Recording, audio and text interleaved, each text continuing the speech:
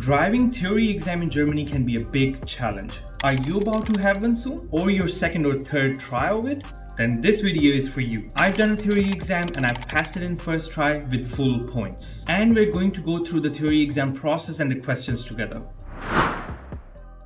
Hey, so let's go through the process together. There will be over 1100 questions that you need to study. So it's very, very important that you study them as good as possible. There will be multiple choice questions.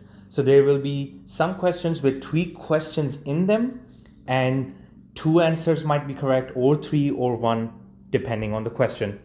The languages, you have the option of languages is pretty wide. So you can do it in English, Spanish, German, and there are many other languages.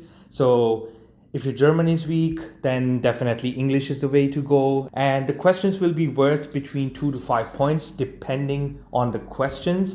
You might get 3 points, you might get 5 points. That just depends on the question. The total points that you need to achieve are 100 out of 110. Yes, you heard that right.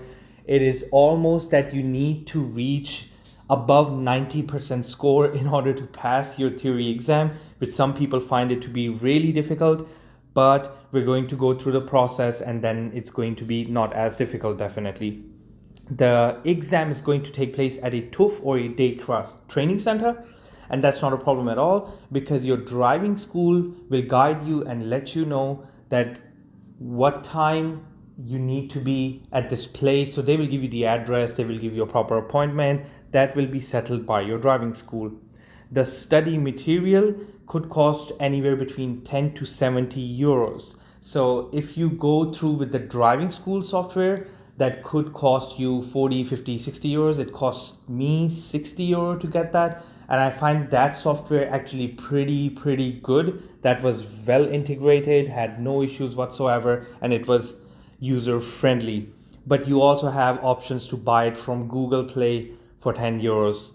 And the cost of the exam will be between 25 to 60 euros. And you're going to have 45 minutes to complete this test, which I find pretty good, pretty okay, because you're going to have 30 questions in the exam out of these over 1100 that you need to answer.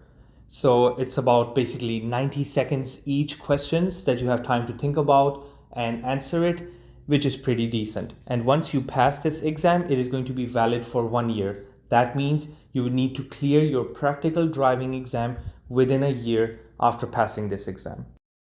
So let's go through these questions together. Here we go. This is the first one. So who has a severe visual handicap? So I'm going to click. Who do you think? So of course, it's the person in the white shirt because he's wearing an armband, a yellow armband. So we're going to click the man. But you need to look for these pictures very closely because it could be that the child was also wearing an armband. But in this case, only the man is wearing, as we can see. So we're going to click solve, and yes, it was correct. So we're going to continue. So the next question, why must you be particularly careful here? So let's click on this photo to just analyze first. So why should you be careful here? Because there's an increased danger of skidding when braking, which could be true. And because the car coming from the left has priority, that is not true because in Germany we have right before left rule. Because a vehicle could come from the right, that is also true because if you look closely in this picture, I'm going to zoom in, that this is a street on the right hand side because there's a street sign. So we have 2 questions correct. This one and this one. The car could slip or somebody could come in from the right hand side. Solve.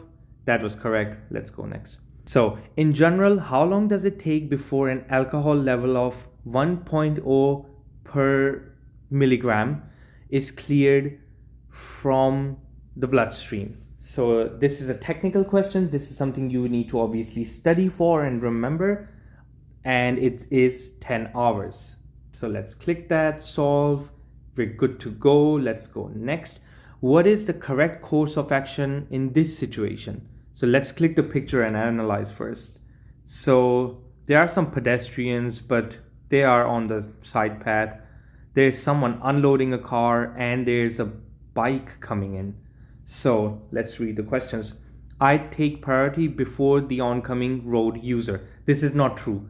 If you have a blockage on your side, so that means you need to give priority to the clear path, just to make sure that we're on the same page here. So I take priority. Nope, that is not correct. I wait until the oncoming road user has driven past me. That is correct. The oncoming road user and I agree on who takes priority. That is also not correct. You don't do agreements in this situation. So correct. Continue. Let's go. You want to turn left. When must you pay attention to the traffic following behind you? So you're taking a left turn, and when should you pay attention to the traffic following behind you? Before taking the turn? Before selecting the appropriate lane? After taking the turn? So of course it's not after taking the turn. It is going to be before you take the turn and before selecting the appropriate lane that you're going to look out for. So basically the traffic that is behind you, you need to obviously make sure nobody tries to cut you or tries to overtake you or something like that. So you have to pay attention before you're taking the turn and before you're selecting the appropriate lane. So before you just take a look and then you can drive ahead. Let's go ahead. In what situation is it especially dangerous to perform a turn? Before the crest of a hill? Yes. In foggy conditions? Yes. Before bends in the road? Yes. So solve. So this is the example. So here we had all three questions correct. So don't think it's going to be just one answer. Like I said, it could be one, it could be two, it could be three, because it's multiple choice questions. Who is parked? So by that they mean what defines a parked vehicle. Anyone who leaves his vehicle? Yes. Anyone who stops for more than 3 minutes? Yes. Anyone who waits longer than 3 minutes at closed level crossing barrier? No. You are driving in the left-hand lane of a two-lane one-way street. So there's a one-way street, but there will be two lanes and I'm on the left-hand side. About 30 meters in front of you, a truck comes to a stop in the right-hand lane before a pedestrian crossing. What should you do? So there's a truck on the right-hand side stopped, but there's also in front of me a pedestrian cross and I'm on the left-hand lane. I continue driving swiftly? No. I give a warning signal and drive past the truck? Also no, because truck did nothing. I approach at a moderate speed? Yes. So that is going to be correct. You just like casually and with a low speed, not too fast, reach. So you make sure obviously you're not confusing anybody. What is the right course of action? So let's look at this picture. You want to turn left, but there are these two pedestrians that definitely want to cross the path. And yeah, that's about it. There's also right before left here because it's an unmarked junction. By the way, I also made a video dedicated to right before left. You can watch that too. So let's go through this. I continue driving because the two pedestrians have to wait. No. I wait because the two pedestrians have priority. Yes. I take the turn before the oncoming pedestrian because only this one is required to wait. Also not correct. So this is correct. The pedestrians have priority, so just give them way. So what is the right course of action now? Let's look at this picture. So there's a policeman we see, but we see his side. His arms are stretched, meaning he's telling the blue vehicle not to cross. So that doesn't apply to us. I cross over the junction carefully. So yes, we can carefully cross over the junction, but the blue car cannot. So correct. Continue.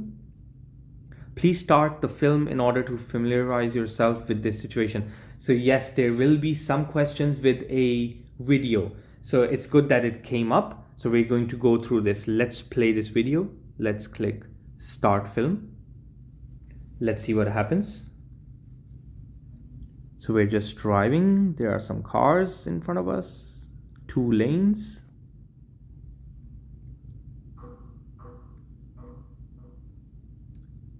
Everything looks normal till now. So by the way, in my application, it says you can have a look at the film 4 times again. This is not going to be a case when you buy the software from the driving school, or if you buy a paid app, you can just watch as many times as you want to. So let's go to the question. The traffic lights facing you have already been green for some time now. What is the right course of action now? So yeah, these traffic lights are green, as we can see. I continue driving ready to brake because the traffic lights could change to amber. That is correct. I accelerate to ensure no... I watch the traffic lights closely. Yes, just keep an eye on them because they could change to orange and you still have time to stop. So solve, all good. Let's go next. What is the right thing to do? So an unmarked junction this is. So this is right before left. And we have 2 cars, one from the left hand side, one from the right hand side. So definitely priority we are going to give to the green car. But to the left car, we are definitely not going to give the priority because we are his or her right. So I have to allow the red car to pass. No. I turn left before the green car. No. I give way to the green car. Yes. Solve. Very good. So that's right before left. So what does this traffic sign combination indicate? That horse and carriages have priority over motor vehicles? Danger in connection with horse and carriages? Horse and carriages are not allowed to pass through. No, I think it's just definitely going to say that there is danger in connection with horse and carriages. Yes, and that is correct because that sign doesn't mean that they have priority or something. But it's just warning you that there could be horses and carriages around. What does this traffic sign indicate? So pretty simple. I may only drive straight ahead. I'm on a one-way road. I have priority over oncoming traffic. So it's not a priority sign. It is that I may only drive straight forward. So you can only drive straight. That's what it's telling you. So Sol, what does this traffic sign indicate? A toll road, a customs point, a prohibition on through traffic. So this is a good example. On this sign, there is obviously no English word written on it. It's German. So you would need to familiarize yourself with some of the German terms and words. So make sure that you study these German terms and road signs as well, because that's going to help you in the practical exam as well. So this is a customs point. Solve next. You are driving a motor vehicle with a manual gearbox. How can you reduce the fuel consumption of your vehicle? By switching early up to the next gear? Okay, and by driving at high engine speed? Definitely no. By employing an anticipatory driving style. So by switching up early and by employing an anticipatory driving style. So this is going to be correct. So we have another film question. Let's click on it. Let's see the video. So we're driving on the Autobahn. We're driving on the highway. There's somebody overtaking us.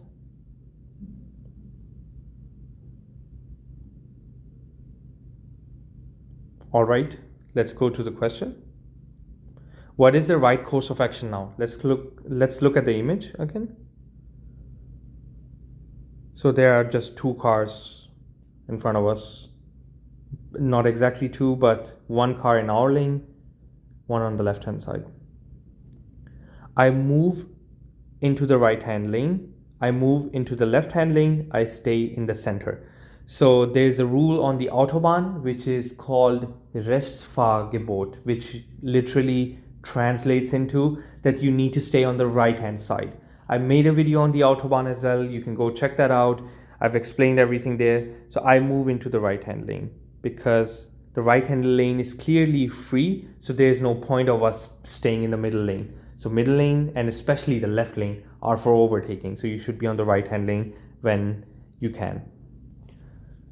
What do such traffic signs indicate? So it's a blue sign saying 48. The number of a European road, the distance to the next petrol station. This is definitely not a distance sign. The number of an Autobahn. So it is the number of an Autobahn. So let's click solve. Yep, there you go. Let's continue.